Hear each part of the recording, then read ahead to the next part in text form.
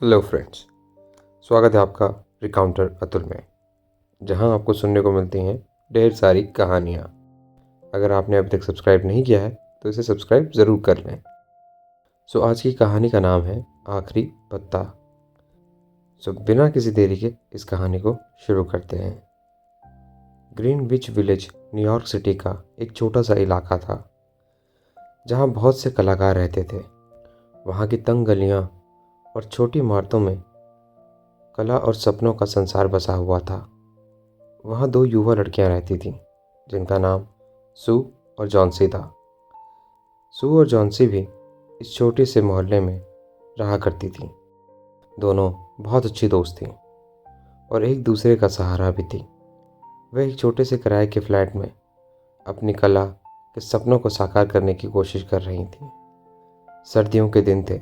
New York की गलियों में बेहिसाब ठंडी हवाएं चल रही थीं। इन हवाओं के साथ निमोनिया ने भी उन गलियों में दस्तक दे दी थी। ये बीमारी कलाकारों की बस्ती में बिना बुलाए मेहमान की तरह घुस आई थी। बहुत सारे लोग इससे बीमार पड़ गए थे और बदकिस्मती की बात यह थी, जॉन्सी भी बीमार पड़ गई थी। उसकी तबीयत धीरे धीरे बिगड़ने लगी। उसकी हालत इतनी ख़राब हो गई कि वह बिस्तर से भी उठ नहीं पा रही थी। जॉन्सी का इलाज कर रहे डॉक्टर ने एक शाम सू से कहा, जॉन्सी की बीमारी का इलाज सिर्फ दवाइयों से नहीं होगा। उसे ठीक होने के लिए उसके जीने की इच्छा भी उसके अंदर होनी चाहिए। अगर उसने जीने की उम्मीद ही छोड़ दी तो दवाइयाँ कुछ भी नहीं कर पाएंगी। डॉक्टर की ये बात सुनकर सू भी परेशान हो गई। वह जानती थी कि उसकी दोस्त जॉन्सी धीरे धीरे हिम्मत हार रही है। सू ने जॉन्सी से बात करने की कोशिश की, पर जॉन्सी अब ज़िंदगी से हार मान चुकी थी। वो खिड़की के बाहर लगे हुए एक पुराने पेड़ को देखती रहती थी। वो पेड़ आधा सूख चुका था और उसकी टहनियों पे कुछ ही पत्ते बचे थे। जॉन्सी ने धीरे धीरे एक अजीब धारणा बना ली थी। उसने सू से कहा, जब इस पेड़ का आखिरी पत्ता गिरेगा तब मैं भी मर जाऊंगी। सू ने जब ये सुना तो उसका दिल बैठ गया। वह जानती थी कि जॉन्सी की यह सोच उसकी हालत और भी ख़राब कर रही थी। उसने जॉन्सी को समझाने की बहुत कोशिश की। उसने जॉन्सी से कहा, जॉन्सी, पेड़ के पत्तों का गिरना और तुम्हारी ज़िंदगी का कोई लेन देन नहीं है। तुम्हें ठीक होना है, अपने मन को मजबूत करो। लेकिन जॉन्सी के मन में यह बात गहराई तक बैठ चुकी थी कि उसकी ज़िंदगी उसी आखिरी पत्ते से जुड़ी हुई है। वह पेड़ के हर पत्ते को गिरता हुआ देखती और गिनती जाती। उसकी आंखों में उदासी और निराशा बस चुकी थी। सू बहुत परेशान थी, लेकिन उसने हिम्मत नहीं हारी। वह रोज़ जॉन्सी के पास बैठती, उससे बातें करती और उसे खुश करने की कोशिश करती। लेकिन पेड़ की पत्तियां गिरती जा रही थी और जॉन्सी की हालत दिन ब दिन बिगड़ती जा रही थी। अब पेड़ पर केवल एक आखिरी पत्ता बचा था। जॉन्सी उस पत्ते को देखती रहती और अपनी आखिरी सांसों का इंतज़ार करती रहती। एक रात उस इलाके में बहुत तेज़ तूफान आया। तेज़ हवाएं चल रही थी, बारिश भी हो रही थी। सू को यकीन था कि ऐसे मौसम में वो आखिरी पत्ता भी नहीं बचेगा। वह मन ही मन बेहद डर रही थी कि अगर वह पत्ता गिर गया तो जॉन्सी शायद बच ही नहीं पाएगी। सू ने खिड़की बंद की और जॉन्सी के पास बैठ गई, लेकिन उसका मन बहुत बेचैन था।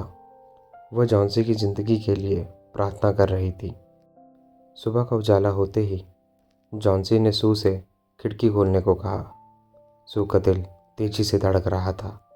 उसने डरते डरते खिड़की खोली और जब खिड़की खुली तो दोनों ने देखा कि पेड़ पर वो आखिरी पत्ता अभी भी हरा भरा मौजूद था।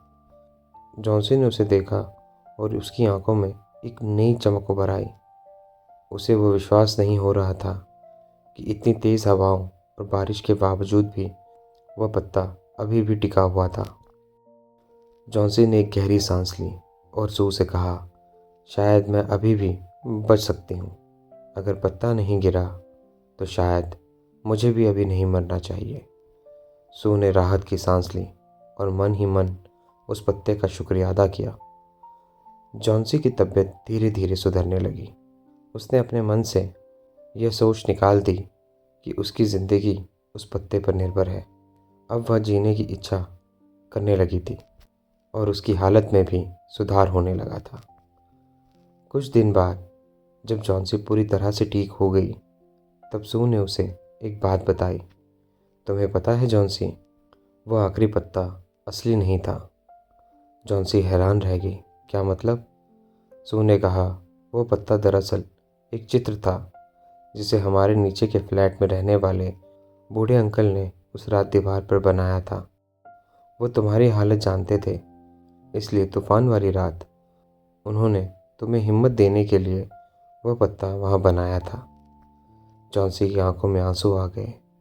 वह सू से बोली, अंकल से कहना मैं उनसे मिलना चाहूँगी।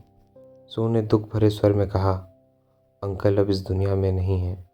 वह उस रात पूरी तरह भीग गए थे, जिसके कारण अगले दिन ही उन्हें निमोनिया हो गया। उनकी हालत इतनी ख़राब थी कि कुछ दिनों बाद वो चल बसे। ये जानकर जॉन्सी को गहरा धक्का लगा। अंकल की आखिरी कला, उस पत्ते ने जॉन्सी को जीने की उम्मीद दी, जिसकी वजह से आज वो जी पाई। वह उस बूढ़े अंकल की शुक्रगुजार है। सो दोस्तों, ये कहानी यहीं समाप्त होती है।